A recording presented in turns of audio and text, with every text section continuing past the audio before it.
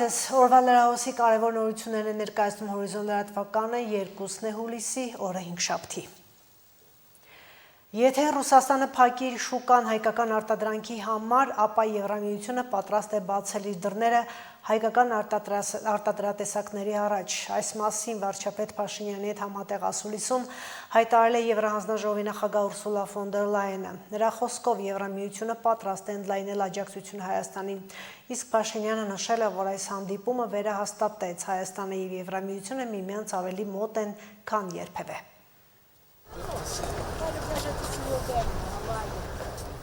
Վարչապետի և Եվրոպական հանձնաժողովի նախագահի առանձնազրույցից հետո կայացավ ընդլայնված կազմով հանդիպումը։ Նիկոլ Փաշինյանը նշեց, որ Ուրսուլա ֆոն դեր Լայենի վերջին 2 ամսում արդեն երկրորդ այցը Հայաստան վկայում է, որ Հայաստանի և Եվրամիության համագործակցությունը գործնական փուլ է մտել։ Ուզում եմ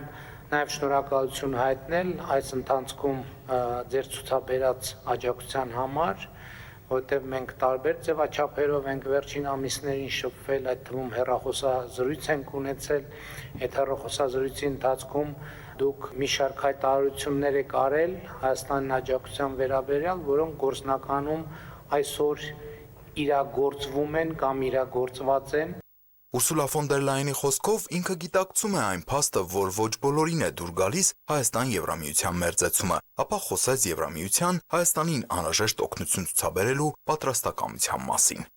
Ես այսօր այստեղ եմ նաև այն երկբա հայտարարելու, որ եթե Ռուսաստանը փակի իր շուկան Հայաստանի արտադրանքի համար, Եվրոպական միությունը կբացի դուռը հայկական ապրանքների արտադրատեսակների համար Եվրոպական միության 450 միլիոնանոց սպառողների շուկայում։ Մենք ուզում ենք սատարել մեր բարեկամներին, մենք ուզում ենք սատարել խաղաղության process-ին, որն ընթանում է, ինչի համար ցանկանում եմ գնահատանք հայտնել ձեզ։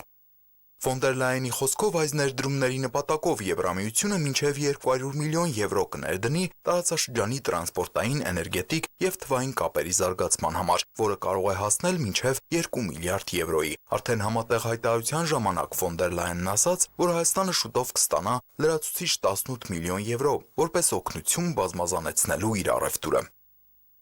Այս ֆինանսավորումը կարող է օրինակ օգնել ստեղծել արտահանման խթանման գործակալություն, որպեսզի արտահանման հզորությունները հայկական բիզնեսների համար խթանվեն։ Այս 18 միլիոն եվրոն վերջնական մասն է այն 52 միլիոն եվրոյի օգնության փաթեթի, որը մենք քննարկել էինք մեր հեռախոսազրույցում հուլիսի սկզբին։ Դուք շուտով կստանաք լրացուցիչ 18 միլիոն եվրո օգնելու բազմազանեցնել ձեր առևտուրը։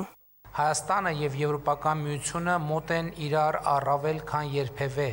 Այս արտահայտությունը օրեցօր ավելի է նյութականանում, ստանալով ոչ միայն քաղաքական, այլև գործնական տնտեսական կիրառում։ Ուրախ եմ արձանագրելու, որ քննարկեցինք Հայաստանի առջև ծառայցած տնտեսական բազմազանեցման եւ այդ առնչությամբ Եվրոպական միության աջակցության տարբեր մեխանիզմների գործարկման ուղղությամբ համատեղ աշխատանքը։ Նիկոլ Փաշինյանի խոսքով Եվրամիության անդամակցությունը Հայաստանի համար մեծ ձեռքբերում կլինի, իսկ եթե նույնիսկ միությունը որևէ փուլում դադարեցնի ընդլայնումը, Հայաստանը միևնույն է կշահի, դառնալով եվրոպական չափանիշներին լիովին համապատասխանող երկիր։ Միաժամանակ նա բացառեց 2013 թվականի սցենարի կրկնությունը, երբ Հայաստանը հրաժարվեց Եվրամիության հետ ասոցացման համաձայնագրից եւ ընտրեց ԵԱՏՄ-ին միանալու ուղին։ Պատասխանեմ կարճ եւ կոնկրետ, այո, բացառում եմ։ Դա հնարավոր չի, առավել եւս հիմա, եւ բնականաբար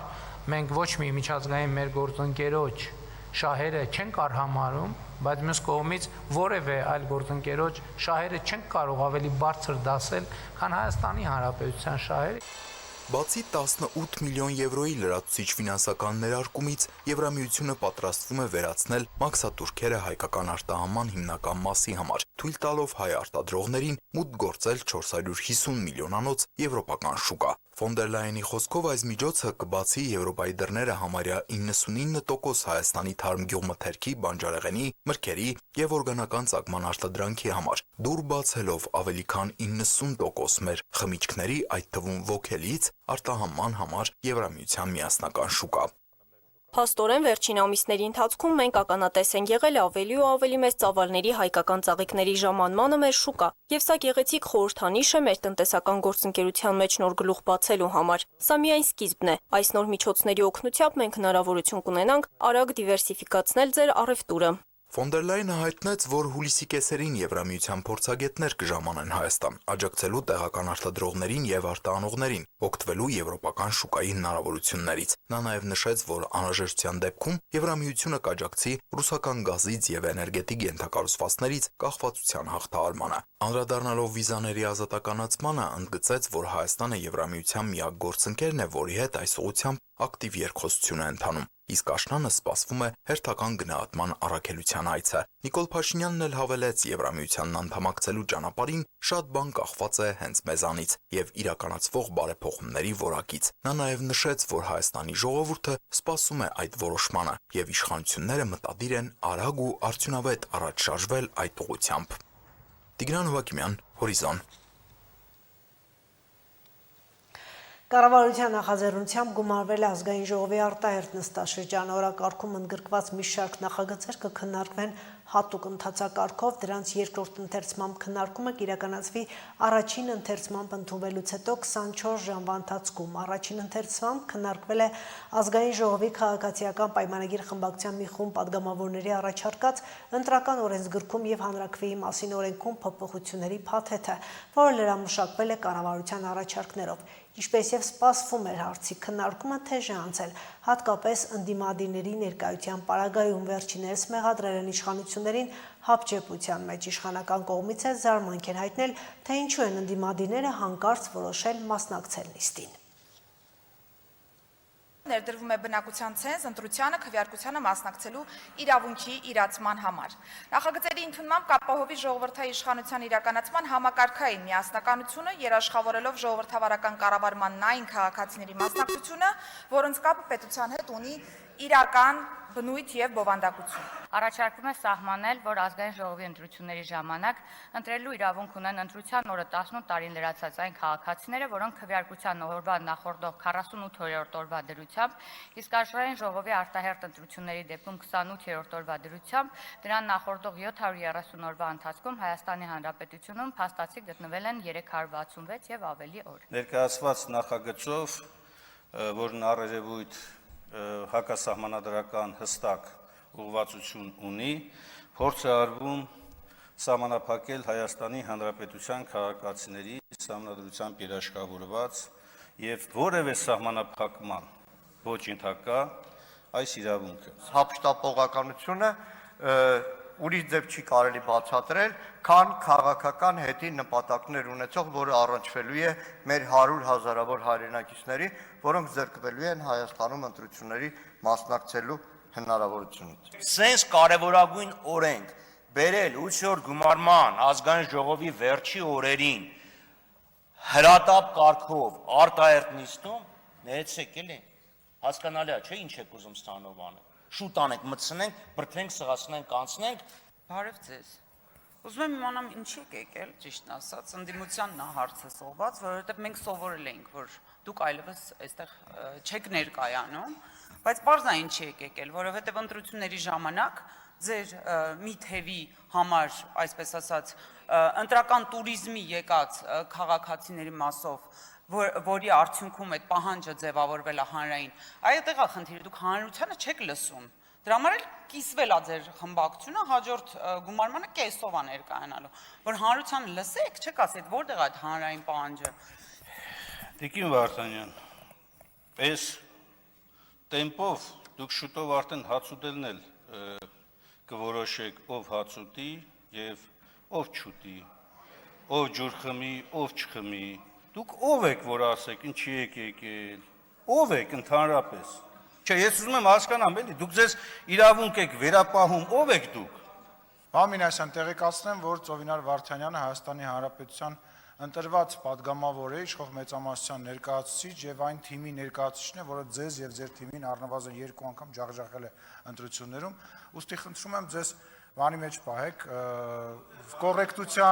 կոռեկտության սահմանների մեջ պահեք, որովհետև եւ ոնց ինչ ասում դուք ինչ եք եկել։ Պարոն Մինասյան, մի տարբերություն ձեզ մենք գործի ենք գալիս, դուք գալիս եք, չգիտեմ ինչի համար։ Ազգային ժողովի գործնախագահ Ալեն Սիմոնյանը չի վերցնելու մանդատը։ Այս մասին Սիմոնյանը հայտարարել է այսօր խորհրդարանում լրագրողների հետ ունեցած ճեպազրույցի ժամանակ։ Հիշեցնենք, Ալեն Սիմոնյանը հավակնում էր նաև նոր խորհրդարանի խոսնակի պաշտոնին, սակայն օրերս իշխող քաղաքացիական պայմանագիր կուսակցության վարչությունը հաստատեց ոչ թե նրա, այլ ազգային ժողովի ներկայիս փոխխոսնակ Ռուբեն Ռուբինյանի թեկնածությունը։ Սիմոնյանը պնդել է, որ գործընկերների որոշումից նեղված չէ եւ մանդատից հրաժարվելու որոշումը կապ չունի գործընկերների կայացրած որոշման հետ։ Նա անդրադարձել է նաև շրջանառվող տեղեկություններին, թե հնարավոր է ընտրվի հանրապետության նախագահ։ Դա անհեթեթություն է, ես նման բան չեմ մտածում, երբևիցե որևիցե մեկի հետ նման խոսակցություն չեմ ունեցել, կոռեկտ չեմ համարում, մենք Հայաստանի Հանրապետությունը ունի նախագահ, իդեպ ասեմ, որպես քաղաքացի, իմ ամենասիրված, իմ կողմից ամենահարգված նախագահն է, որին ես շատ սիրում, շատ հարգում եմ եւ նման խոսակցությունը ուղղակի անհեթեթություն է։ Ես որևիցե պաշտոնյայի հետ, իմ ընկերների, իմ գործընկերների հետ երբևիցե նման բան չեմ քննարկել, չեմ լսել եւ չեմ խոսել, այն բան կա, հա, հայտնի արտահայտություն կա եւ մամուլից եմ իմացել, ինչպես նաեւ տեսել եմ փոխվարչապետ, ինչպես նաեւ տեսել եմ այդ նախագահի տարբերակը, չգիտեմ, դեսպանի, ինչ ասես խոսում են։ Ոչ, հարգելի գործընկերներ, որևիցե մեկի հետ նման քննարկում չի եղել եւ նման խոսակցությունը խնդրում դադարեցնել, դա կոռեկտ չի ու ճիշտ չի։ Իմ քաղաքական գործունեությունը դա Նիկոլ Փաշինյանի քաղաքական գործունեության հետ համատեղ գործունեություն է։ Ես չեմ տարանջատում, չեմ տարանջատել ինձ որևիցե դեպքում։ Ես շարունակելու եմ պաշտպանել իմ թիմին, շարունակելու եմ պաշտպանել այն գաղափարներ, այն սկզբունքները, որ ես ունեմ, մենք ունենք, եւ չեմ ուզում, որ դուք պաշտոնի հետ պայմանավորեք, որ դա, չգիտեմ, պատիժ էր, դա պատիժ չէր։ Ես իմ ծառայությունը կատարեցի, ես լավ կատարեցի իմ ծառայությունը, ես, այսպես ասած, պարզ ճակատով եմ ավարտում ես փուլը եւ կապրենք, կտեսնենք, թե հետագայում ինչ կլինի։ Չեմ բացառում, որ կարող է ընդհանուր, ասենք, մոտակա, չգիտեմ, ինչ-որ ժամանակահատվածում ընդհանրապես որևիցե քաղաքական պաշտոնով զբաղված չլինեմ, որևիցե բան չեմ բացառում, բայց մի մտցրեք դա ինչ-որ անձնական դաշտ նեղացվածությունը, հա, տեսակ վարչության նիստին չգնաց, անձնական առիթ ունեի, վարչության նիստին չէի գնացի, 5 լրագրող զանգել, ասում այդ վարչության նիստին, որ չեք գնացել, ուրեմն Ալեն Սիմոնյանը բան թեթև էր հագնված, ուրեմն լուրջ չի վերաբերում, հասկանում եմ, որ տենց բանի վրա է կառուցված նաև լրատվություն կազմելը, ինֆորմացիա ստանելը, բայց ձեզ պարզ դեմքով, ինչպես միշտ ուղիղ, թեկուզ ամենավատ եւ ամենածանր բաները ասել եմ, նետ, չկա տենց բան, եւ ես շարունակելու եմ ակտիվ քաղաքական գործիչ լինելը, ես քաղաքականությունից չեմ հեռանալու, քաղաքականության էջը չեմ փակում, կմտածենք, կտեսնենք, թե ոնց կլինի, ինչ կլինի։ Երեկ գիշեր Կիևը ենթարկվել է հրթիռային եւ անօդաչու թռչող սարքերով հարձակման, Ուկրաինայի իշխանությունները հայտնում են 13 զոհի, 80-ից ավելի վիրավորի մասին։ Մայրաքաղաքի 30 տարածքներ վնասվել են հրետակոծությունից։ Սա ըստ միջազգային վերլուծաբանների Ռուսաստանի պատասխանն է Ուկրաինայի իրականացրած վերջին հարվածների, որոնց հետևանքով վառելիքային ճգնաժամ է առաջացել Ռուսաստանում։ Իդեպ, այս պայմաններում Ռուսաստանը սկսել է բենզին գնել Հնդկաստանից։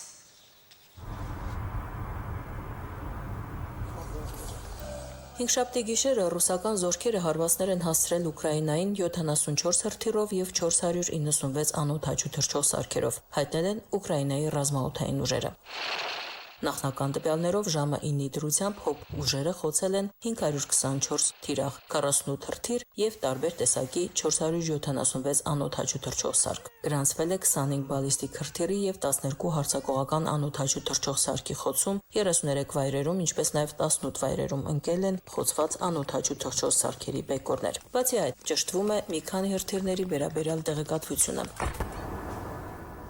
Հարձակման հիմնական ուղղությունը Կիևն է եղել։ Ռուսաստանի պաշտպանության նախարարությունը իր հերթին հայտարարել է, որ հուլիսի 2-ի գիշերը ռուսական հոբ համակարգերը ոչնչացրել են ուկրաինական 327 անօդաչու թռչող սարք 19 շրջանների եւ Ղրիմի տարածքում։ Կիևի վրա իրականացված զանգվածային հարձակման ժամանակ ռուսական զորքերը վնասել են այն շենքը, որտեղ տեղակայված է շտապօգնության ենթակայաններից մեկը։ Հարվածի հետևանքով տուժել են շտապօգնության աշխատակիցները։ Այդ մասին հայտնել է Կիևի քաղաքապետ Վիտալի Կլիչկոն։ Նրա խոսքով Շևչենկովսկի շրջանում վիրավորվել են շտապօգնության ենթակայանի բուժաշխատողներ եւ վարորդներ։ Տուժած պարամեդիկներից մեկը ծայրահեղ ծանր վիճակում է, հայտնել է Կլիչկոն։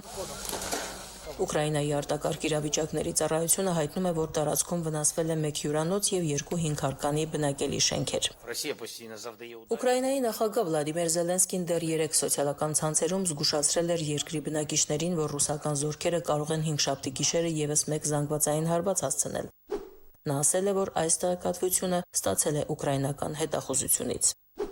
Այսօր ես խնդրում եմ մեր Ուկրաինայի բնակիչներին հատկապես զգույշ լինել, պաշտպանել իրենց ընտանիքներին, իրենց երեխաներին, անպայման ապաստան գտնել եւ հետեւել Ուկրաինայում օդային հարձակման ազդանշաններին։ Մենք գիտենք, որ Պուտինը որոշ ժամանակ է զանգվածային հարված է նախապատրաստում Ուկրաինայի դեմ։ Այսօր գիշերը հենց այդպիսի սպառնալիք է։ Ռուսաստանի առաջնորդը կտրականապես հրաժարվում է պատերազմը դադարեցնելուց, եւ չնայած մենք նրան արդեն փոխանցել ենք բոլոր հնարավոր պաշտոնական եւ ոչ պաշտոնական ուղիներով իրեն մոտ մարդկանց միջոցով, որ պատերազմը կարող է եւ պետք է դադարեցվի եւ որ մենք Ուկրաինայում պատրաստ ենք հանդիպումների եւ էական բանակցությունների, նա տեսնում է միայն հետագա ագրեսիա Ուկրաինայի, մյուս հարևանների եւ ամբողջ Եվրոպայի դեմ։ Սա Ռուսաստանի ամենախոշոր հարձակումն էր Ուկրաինայի դեմ հունիսի կեսերից ի վեր, հայտնում են լրատվամիջոցները։ Ուկրաինայի արտգործնախարար Անդրեյ Սիբիհան X սոցիալական հարթակում գրել է. Մի հետաձգեք Ուկրաինային հակաօդային պաշտպանության համակարգերի տրամադրման վերաբերյալ որոշումները։ Սա է մեր գլխավոր խնդրանքը գործընկերներին այն բանից հետո, երբ Կիևը սարսափելի գիշեր ապրեց։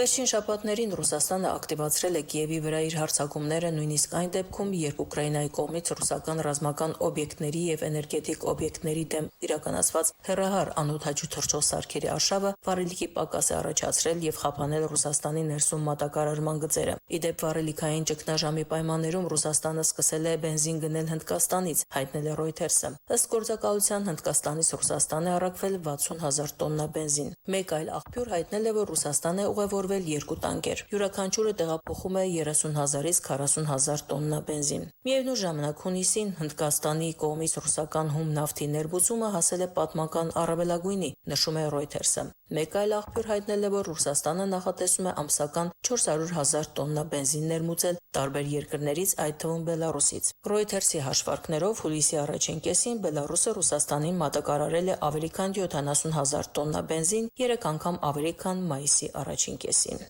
Հիշեցնենք, որ Ռուսաստանում վերջին մեկ ամսվա ընթացքում վառելիքի պակասը ազդել է երկրի գրեթե բոլոր շրջանների վրա։ BBC-ի տվյալներով վառելիքի դեֆիցիտը ազդել է գրեթե 80 շրջանների, ինչպես նաև Ղրիմի եւ Սևաստոպոլի վրա։ Ռուսաստանում գյուղացիները մտահոգված են, որ չեն կարողանա հավաքել իրենց բերքը, քանի որ նավթավերամշակման գործարանների եւ պահեստների վրա անօդաչու թռչող սարքերի հարձակումների հետևանքով խաթարվել է առօրյա կյանքը։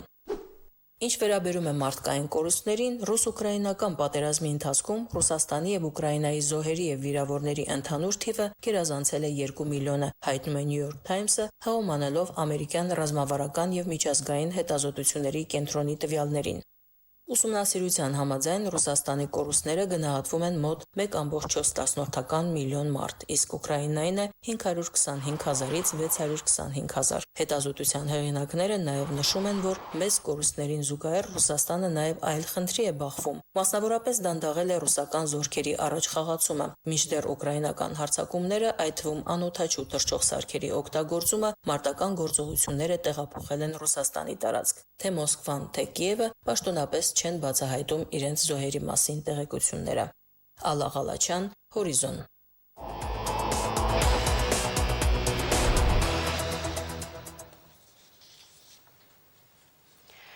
Համաշխարհային բրենդ ֆրանսիական Carrefour ընդլայնում է իր գործունեությունը Գյումրիում։ Խանութների ցանցը եւս մեկ նոր հասցեով է ներկայանում, այս անգամ Մուշ 2 թաղամասում, Աքսել Բակունց 25 փողոցում։ Այսպիսով Carrefour-ը բացեց հայաստանյան ցանցի 20-րդ մասնաճյուղը։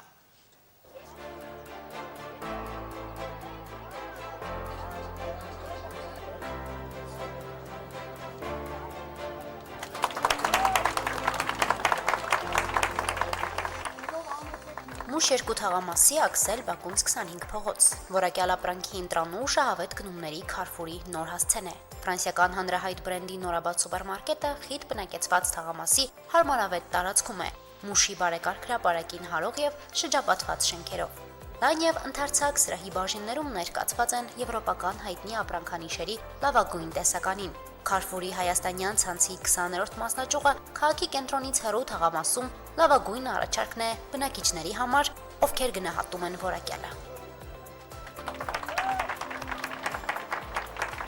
Ընտրել ենք մուշ թաղամասը, ուսումնասիրելով եւ տարածքը եւ ընդհանուր տեղանքը, հասկացանք, որ այդտեղ լավ խանութի պահանջարկ կա, բացի լավ խանութ սարքելուց նաեւ լավ գների, մատչելի գների պահանջարկ կա։ Շնորհավորում եմ ես մուշ թաղամասի բնակիչներին, գները շատ էժան են այդտեղ, շատ մատչելի են, կարան համոզվել։ Այս սուպերմարկետում Քարֆուրը ներկայանում է ավելի քան 7000 անունապրանքով։ Ֆրանսիական հայտնի ապրանքանիշի որակն ու մրցունակ գները գնահատող գնորդներն այստեղ կգտնեն նաև բացառիկ արտադրատեսակներ, որոնց անմիջական ներկրողը Քարֆուրն է։ Վերջապես ունեցանք շատ հոյակապ, մաքուր, կազմակերպված աշխատանքը անընդհատ մեր լուսամուտներից նայում ենք, շատ գովելի է, շատ ուրախ ենք։ Լսել էի բավականին մեծ ճանաչում ունի, շատ հաճելի է դիմացն են բնակվում, առաջի անհրաժեշտության դեպքում կարող եմ օգտվել խանութից։ Շնորհավորում ենք խանութի բացման կապակցությամբ, ցանկանում ենք առատ առևտուր եւ հավատարիմ հաճախորդներ։ Պարենային քաղցրու համեղ մթերքներից բացի Քարֆուրում ներկայացված են կենցաղային տնտեսական ապրանքներ։ Տան անհրաժեշտ ամեն ինչ մեկտեղում է։ Տնային տնտեսուհիների համար այն տարածքն է, որտեղ ընտրելու, գնելու տեսականին տարբերվող է իր ապրանքանիշով։ Սուպերմարկետի ամենաբուրավետը եւ ախորժաբերը ֆրանսիական թարմ հացաբուլկեղենի ու բազմազան քաղցրավենիքի բաժինն է։ Տեսքով ու համեղությամբ կայթակղում են ֆրանսիական կրուասանը, խմորեղենը եւ առանձին տորթերը։ Սուպերմարկետը ամեն օր առաջարկում է թարմ մսամթերք, միրգ բանջարեղեն, կատնամթերք, հեղինակավոր ապրանքանիշերի խմիչքները։ Նորաբաց Քարֆուրը դառնում է լավագույն գնումների հասցեն մուշ թաղամասի բնակիչների համար։ Գյումրեցիները շատ լավ են ընդունել Քարֆուրը եւ գնահատում են ապրանքների տեսականին եւ ինչու՞ չէ նաեւ գները։ Մարդիկ ստեղ գտնում են ապրանքներ, հաճախորդները, որոնք որ չեն գտնում այլ խանութներում։ 20-րդ մասնաճյուղի բացման առիթով Քարֆուրը գնորդների համար պատրաստել է զեղչերի, բոնուսների եւ բացառիկ առաջարկների փաթեթ։ Այն հնարավորություններից մեկն է առավել շահավետ գնումներ կատարելու համար։ Քարֆուրում գործում է entry price առաջարկը։ Entry price-ը դա նվեր է մեր հաճախորդներին Քարֆուր այցելելու համար։ Որոշակի ապրանքներ մենք վաճառում ենք ինքնարժեքից ցածր գնով։ Առաջարկը երևի ավելի շատ կհետաքրքրի տնային տնտեսուհիներին։ Լվացքի հեղուկներն են, որը ներկայացնում է Քարֆուր բրենդներից էքսպերտը։ Իրենց գործարանային ինքնարժեքը 3000 դրամ է, սակայն entry price-ի շրջանակներում մենք մեր հաճախորդներին առաջարկում ենք ընդամենը 1890 դրամով։ Մեր մյուս առաջարկը տղամարդկանց համար նախատեսված սափրվելու մուսերն են։ Իրենց գործարանային ինքնարժեքը 2500 դրամ է, entry price-ի շրջանակները մենք առաջարկում ենք ընդամենը 990 դրամով։ Նաև նշեմ, որ թե այս առաջարկը, թե նշված մյուս բոլոր առաջարկները եզակի են, այսինքն կարող եք գտնել միայն Քարֆուր խանութներում, որովհետև իրենց արտադրողը հենց Քարֆուր ընկերությունն է, բոլոր բրենդները Քարֆուր ընկերությանն են։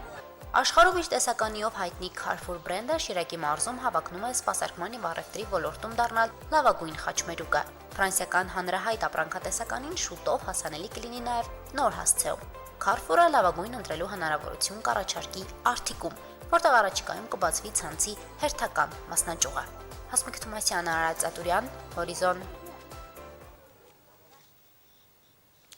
Եվ այս թողարկման վերջին լուրը։ Ռուս հայտնի էքստրիմ սպորտի ներկայացուցիչներ Անժելա Նիկոլաուն եւ Իվան Բիրկուսը բարձրացել են Նյու Յորքի խորհրդանիշներից մեկի Empire State Building-ի գագաթը եւ այնտեղ կազմակերպել իրենց նշանադրությունը։ Զույգը շենքի գագաթին բացել է մեծ պաստառ, երբ սիրո ուժը հաղթում է իշխանության հանդեպ սիրուն աշխարհում խաղաղություն է տիրում գրությամբ։ Դրանից հետո Իվան Բիրկուսը ծնկի է իջել, ամուսնության առաջարկություն արել Անժելա Նիկոլայուին եւ նրան մատանի նվիրել։ Զույգը շուրջ 10 րոպե մնացել է 443 մետր բարձրության վրա։ Սակայն երբ նրանք ցած են իջել, Նյու Յորքի ոստիկանությունը բերման է ենթարկել նրանց։ Նրանց մեղադրանքներն առաջադրվել ապօրինի ներխուժման, մարդկանց կյանքի վտանգ սպառնացող իրավիճակ ստեղծելու, գույքին վնաս պատճառելու, օտար տարածք ապօրինի մուտք գործելու եւ հասարակական կարգը խախտելու հոդվածներով։ Այժմ լրահոսը այսքանով սպառված է, հետևեք նորություններին նաև մեր հաջորդ թողարկումներում։